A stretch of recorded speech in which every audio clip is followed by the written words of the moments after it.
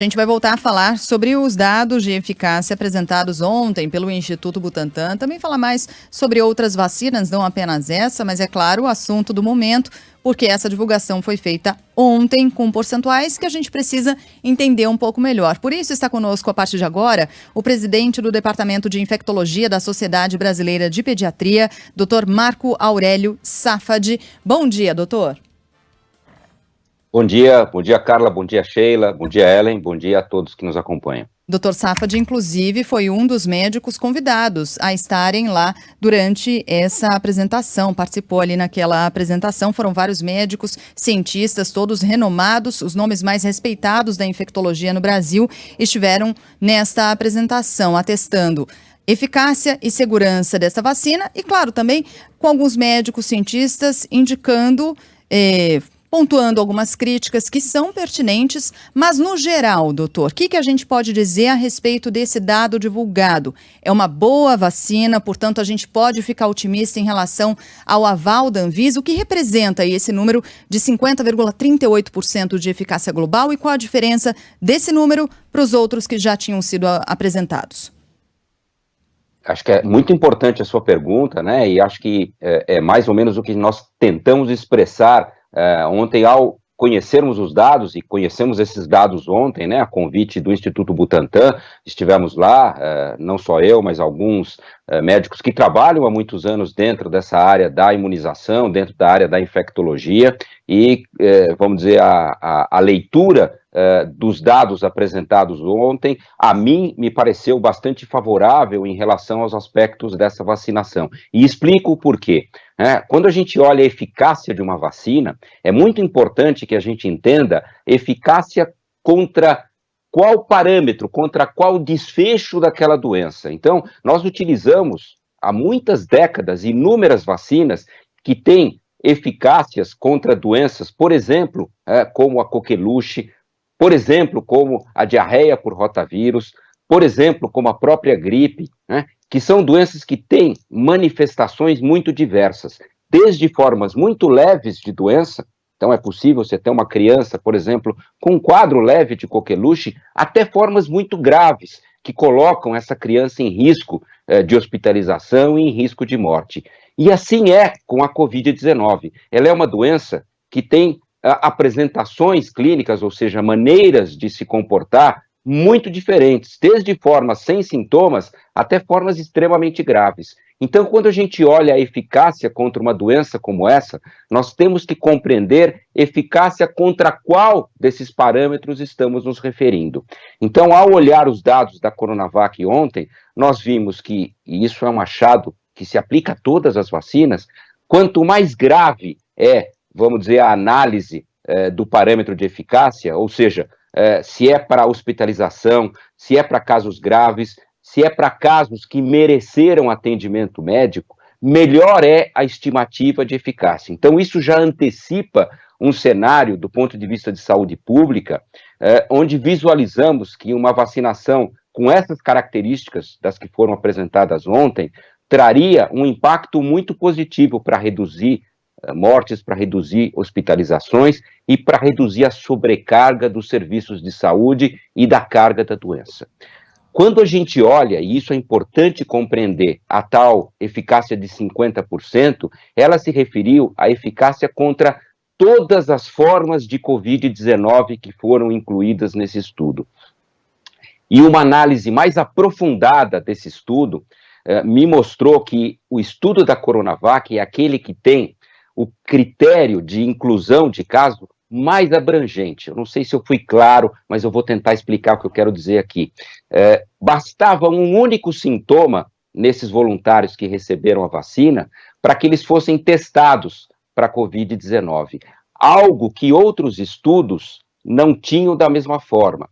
Ou seja, esse critério de definição de caso do estudo da Coronavac permitiu que eles identificassem até casos muito leves de doença, casos que tiveram um dia de dor de garganta ou dois, ou seja, que tiveram pouca sintomatologia. Isso dá muita credibilidade a essa análise de eficácia. Se eventualmente usássemos, né, nessa análise de eficácia global, os mesmos critérios que foram utilizados em outros estudos, provavelmente chegaríamos a números diferentes desses 50% e teriam números maiores, mais próximos àqueles que foram observados. Então, um primeiro ponto que me parece importante esclarecer nessa nossa conversa é que sim, os dados me pareceram muito positivos no sentido de antecipar um impacto na redução da carga dessa doença e a gente tem que ter cuidado na hora de comparar esses números, porque eles não são absolutamente comparáveis, porque os estudos foram feitos de forma diferente.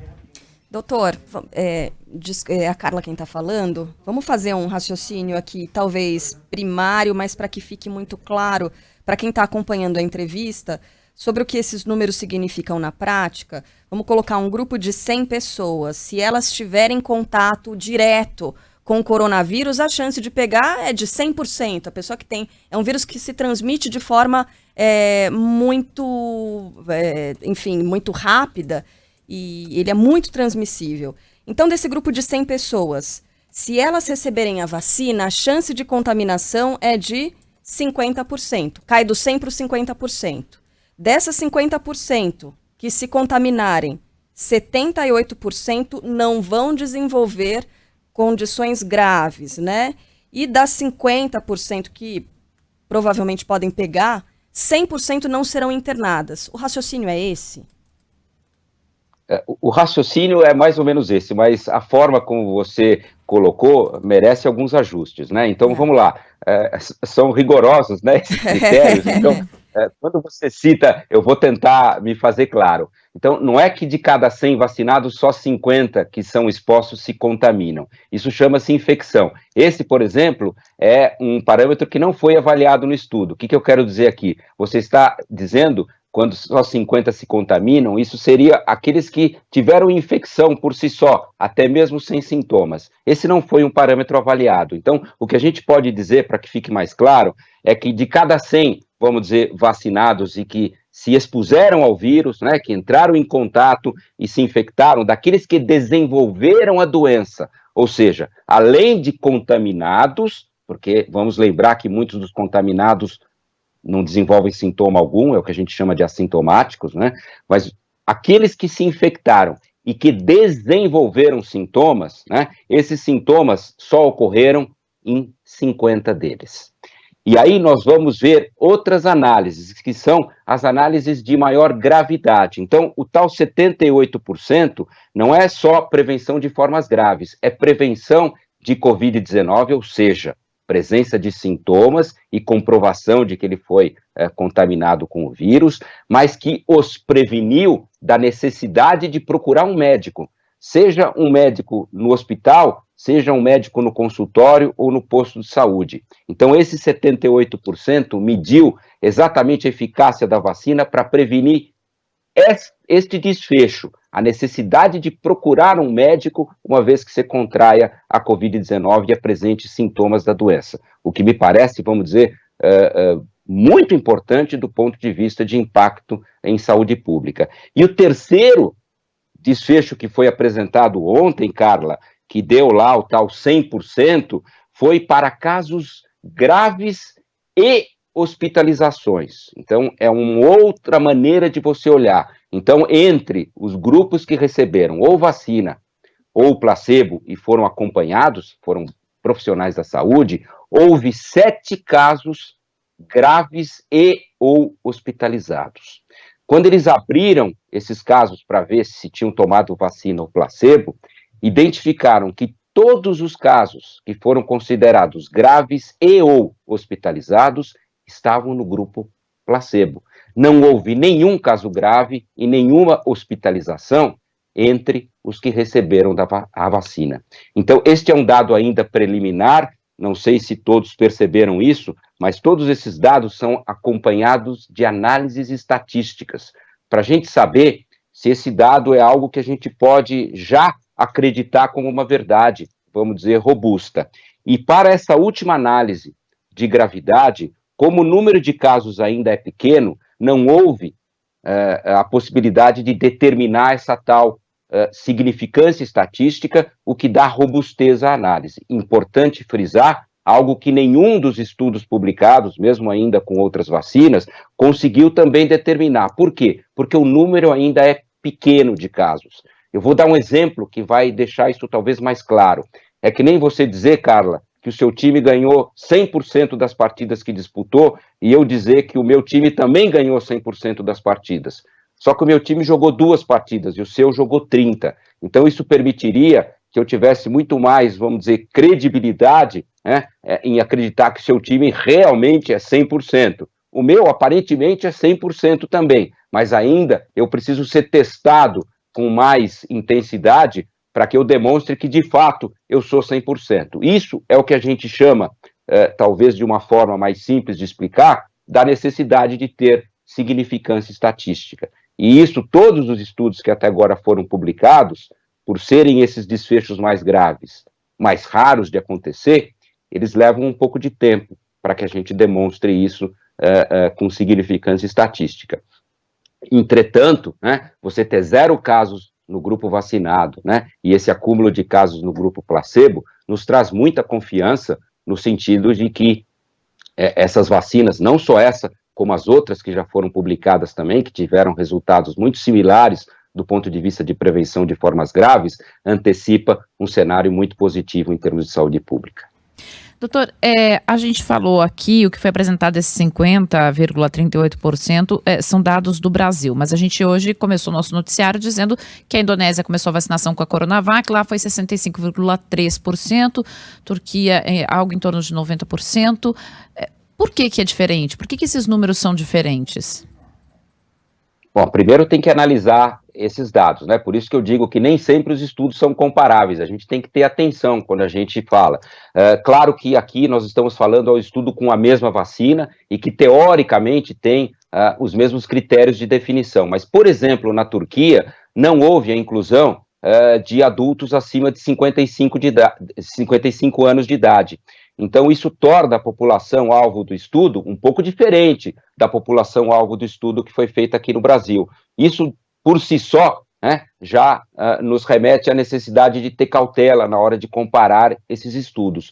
Um outro aspecto importante é entender como estava a situação epidemiológica onde o estudo foi feito. O que eu quero dizer? Como era a carga da doença, qual era a intensidade de circulação do vírus. Então, no Brasil, no momento em que o estudo da Coronavac foi feito, com profissionais de saúde, portanto, um grupo de alto risco de exposição, então isso também gera muito confiança, né? A gente ter esses dados naquele grupo onde é mais importante você testar, né?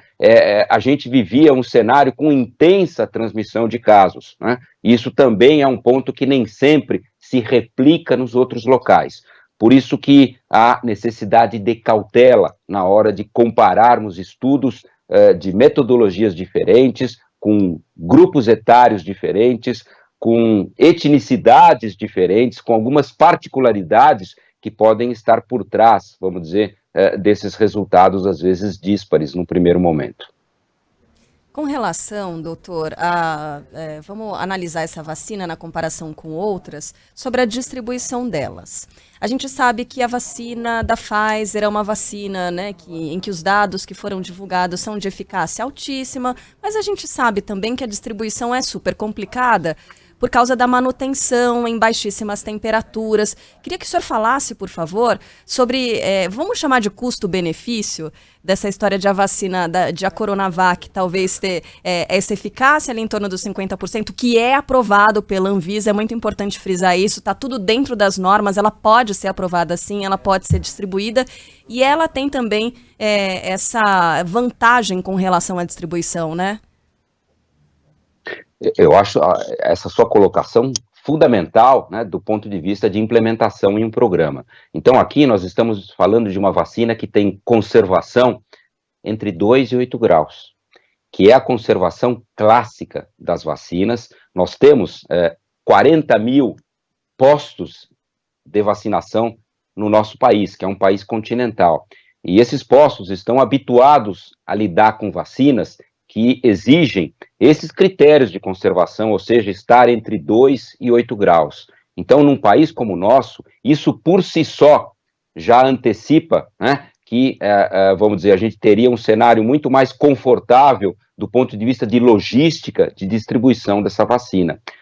Outro ponto importante é entender os dados que foram mostrados ontem de segurança. Então, os dados apresentados pelo Instituto Butantan mostraram uma vacina com um perfil, a gente chama de reatogenicidade, né, que é o termo que a gente usa para identificar como foi o comportamento da vacina naqueles que a receberam, do ponto de vista de evento adverso, etc., positivo. Não houve identificação de eventos adversos graves relacionados à vacinação, né? Então, o perfil de reatogenicidade, como eu disse, foi um perfil, vamos dizer, dentro das expectativas, similar ao de outras vacinas, o que também não antecipa, né, problemas e preocupações à luz das evidências atuais que foram apresentadas. Então, do ponto de vista de logística, sem dúvida alguma, o fato de ser uma vacina com possibilidade de conservação entre 2 a 8 graus facilita muito, né, que essa vacina chegue a quem importa, né? Não basta ter uma vacina, a gente tem que ter vacinação. É isso que vai exercer um impacto de reduzir a carga que essa doença tem imposto à nossa população. Doutor Safadi, quando a gente fala dessa eficácia global, né, a gente sempre fica buscando aqui nos dados das outras vacinas, muito embora o senhor corretamente aponte sempre que é muito difícil fazer comparações, porque há diferenças nos testes que foram realizados. Então, quando a gente olha aqui Pfizer, Moderna, Sputnik V, Sinopharm, a da AstraZeneca em parceria com a Universidade de Oxford, e essa que vai ser produzida pelo Brasil pela Fiocruz, e essa inclusive está em análise para uso emergencial nesse momento na Anvisa, até aqui não surgiu esse percentual em relação à eficácia global. O que há são informações sobre os testes realizados fora do Brasil. Por que isso aconteceu? Por que somente da Coronavac a gente tem até aqui informação a respeito da eficácia global? Não temos, por exemplo, esse dado em relação à vacina que vai ser produzida pela Fiocruz e, como eu disse, está nesse momento sendo avaliada pela Anvisa. Quer dizer, isso também importou lá fora, nos testes que foram realizados lá fora? Qual a sua leitura a respeito disso? Não, é importante que fique claro, essas outras vacinas têm sim já dados de eficácia global, todas elas foram publicadas, todas elas foram analisadas, e há sim dados de eficácia nessas outras vacinas, e algumas delas até os estudos foram feitos aqui. Então, por exemplo, em relação a Oxford, que você colocou, houve sim, vamos dizer, um braço do estudo feito aqui no Brasil, aliás, um braço muito importante, uma vacina também que se mostrou com resultados muito positivos, né, e que identificou nos estudos em que ela foi feita aqui no Brasil, né, especificamente nos dados gerados aqui junto com o Reino Unido, uma eficácia contra as formas de Covid gerais, incluindo desde formas leves até formas graves, 62% de eficácia. Vacina da Pfizer e da Moderna também tem esses dados, que foram estimativas acima de 90%. O que é importante entender é que a maneira como os casos foram definidos nesses estudos é um pouco diferente. Doutor, desculpa, só interromper, perdão, desculpe por interromper, só para repassar aqui os números. Então, nos testes realizados aqui no Brasil, 62% da eficácia global no caso da AstraZeneca, e no caso da Pfizer também. Exato. Nos estudos feitos com voluntários brasileiros? O estudo da Pfizer incluiu 6 países na sua análise, e quando eles divulgaram os resultados dos estudos de fase 3, eles incluíram os dados de todos esses países. O Brasil participou dos estudos, mas o número de voluntários, vamos dizer, incluídos do Brasil, ele muitas vezes não permite uma análise individual só dos brasileiros. Então, houve a inclusão de todos esses voluntários, né, que foram Argentina, Brasil, Estados Unidos, Alemanha, Turquia, foram vários países que foram incluídos, e que mostrou nessa análise geral, né, de eficácia em todos esses países juntos, né, para Covid-19 sintomática, uma eficácia acima de 90%, tanto no estudo da Pfizer, que incluiu esses 6 países, como no da Moderna, que foi feito apenas nos Estados Unidos. Queria fazer uma pergunta com relação à segurança. O senhor pincelou isso, doutor, mas virar jacaré ninguém virou, nasceu um outro braço, não nasceu em ninguém, nenhum dos voluntários até agora. E eu quero ressaltar aqui que a minha mãe vai tomar essa vacina o quanto antes. Quando tiver disponível, ela toma essa vacina. Com relação a essa segurança, é importante a gente reforçar isso, né? Muito importante, o seu ponto é fundamental, né? Essa semana até eu estava dando uma aula, né? E eu busquei um quadro que tem mais ou menos 200 e tantos anos, né? Que foi pintado, né, no final ali do século XVIII, logo depois que a vacina da varíola foi desenvolvida, né? Você sabe que essa é uma vacina que já tem mais de 200 anos, né? E que possibilitou a erradicação de uma doença graças a essa vacina. E quando ela foi descoberta lá atrás, né, há mais de 200 anos, como ela tinha algumas etapas que eram feita uma variolização em animais, em vacas, né, as pessoas na época diziam que quem tomasse a vacina de varíola ia nascer depois os filhos meio humanos, meio vacas, né, e o quadro pinta essas pessoas dessa forma para expressar aquilo que se pensava à época, né. A gente vê os anos se passarem, né, são mais de 200 anos, e como cientista a gente pode dizer que talvez junto com a água potável, as vacinas foram as iniciativas de saúde pública que mais benefício trouxeram à humanidade do ponto de vista de redução de mortes, redução de hospitalizações, sofrimento e doenças. Mas a gente vê que, apesar dos anos se passarem, né, a gente ainda tem esse tipo de comentário, esse tipo de notícias que trazem muito mais prejuízo do que benefício. Então, eu acho que a clareza na apresentação dos dados, né, e a compreensão de que verdades absolutas não existem e que a ciência se constrói exatamente com esses dados. Então, nós estamos tentando construir o conhecimento com essas vacinas e divulgando em tempo real para toda a comunidade, não só científica, mas para todo mundo, esses dados que estão sendo coletados no mundo inteiro, em diversos estudos. Isso é algo absolutamente inédito na humanidade, né, e que permite essa discussão que a gente está tendo hoje, né, um cenário nunca antes imaginado. Então, no meu ponto de vista, é isso que a gente tem que preservar, é isso que a gente tem que destacar, estarmos atentos a esses dados que a gente chama de vigilância, que vão identificar eventuais eventos adversos que talvez não tenham sido verificados nos estudos, porque o número de voluntários é muito menor do que num programa de imunização, que a gente chama de mundo real, né? Então essa é agora a fase que se inicia, a gente chama de fase 4, que é o mundo real, é onde a gente vai ver o impacto da vacinação, onde vai ver a efetividade, esse é o termo que a gente usa, e aonde a gente vai fazer estudos de vigilância para estarmos atentos a eventuais eventos adversos. Doutor, então, esse cenário se constrói dessa forma. Doutor, rapidamente, porque a gente já está com o tempo aqui estourado, qual a eficácia das vacinas que a gente já tomou na nossa vida, né? Essas vacinas contra a gripe, sarampo, está próximo do que foi apresentado até aqui nas vacinas contra o coronavírus? É muito diverso, né, esse cenário das vacinas. Então, a gente tem vacinas que têm, por exemplo, quase 100% de eficácia, e você citou uma delas. A vacina de sarampo é uma vacina, do ponto de vista de eficácia, espetacular, porque 2 doses da vacina propiciam uma proteção por toda a vida, propiciam uma proteção acima de 90% para qualquer forma de sarampo e propiciam proteção, inclusive, para infecção. Isso significa que quem toma a vacina de sarampo, ele não só fica impedido de desenvolver sintomas da doença, como fica impedido de contrair o vírus e transmitir esse vírus a quem está junto com ele. Então, traz uma expectativa de impacto dramático na doença, e é o que a gente viu ao longo da história, né? O sarampo matava e hospitalizava centenas de milhares de pessoas, e a vacina mudou esse cenário. Mas há vacinas diferentes para doenças como, por exemplo, coqueluche, como, por exemplo, rotavírus, como, por exemplo, gripe, como, por exemplo, tuberculose, que tem estimativas de eficácia que não conseguem alcançar esses 90%, 100%, mas a despeito de não alcançarem 90%, 100% de eficácia, trazem uma redução substancial no número de casos, no número de mortes e no número de hospitalizações, e reduzem a transmissão do vírus na comunidade, e dessa forma conseguem muitas vezes beneficiar, inclusive, indivíduos que não foram vacinados, porque a hora que o vírus chega, ele não encontra a mesma facilidade de circulação e de transmissão. Isso faz com que haja uma redução no número de casos, beneficiando, inclusive, aqueles que não receberam a vacina.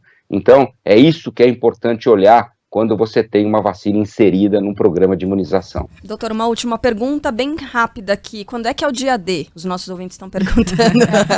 Tem a previsão de aprovação agora no domingo, né? O senhor consegue fazer uma projeção de quando é que essas vacinas vão ser distribuídas? Olha, eu entendo que, e eu vou dar um depoimento aqui, a Anvisa é um órgão muito sério, eu já trabalhei, vamos dizer, muitas vezes junto à Anvisa, é um órgão muito sério, muito atento a todos os dados, e não creio que será diferente. Então ela tem que analisar esses dossiês que são, vamos dizer, compartilhados com a Anvisa, estão sendo compartilhados de maneira muito dinâmica. Há necessidade muitas vezes de solicitação de dados que eventualmente a Anvisa entende sejam importantes e que por alguma razão não foram ainda compartilhados. Então nós estamos nessa fase. Eu acredito que eles, vamos dizer, terão possibilidade de cumprir a promessa de ter uma resposta efetiva num prazo curto, e uma vez que essa resposta venha, já há doses da Coronavac aqui no país, né? Uma vez que esse licenciamento ocorra, a gente poderia, né, num cenário positivo, já iniciar a vacinação ainda no mês de janeiro, algo que a gente espera muito, né, porque o tempo está passando, a gente está num cenário hoje de intensa transmissão do vírus aqui no nosso país, infelizmente, em clara ascensão, e lembrar que a vacinação vai demorar tempo para impactar nesse cenário, porque você tem que vacinar um número muito grande de pessoas para ter esse efeito. Então, quanto antes iniciarmos esses programas de vacinação, mais mortes temos condição de prevenir, mais hospitalização e mais sofrimento. Então, espero que o tal dia D, né, ocorra ainda aqui no mês de janeiro.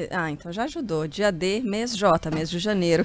Esse é o presidente do Departamento de Infectologia da Sociedade Brasileira de Pediatria, Dr. Marco Aurélio Safad. Muito obrigada pela atenção aqui com os ouvintes da Band News FM. Bom trabalho e muita saúde para o senhor.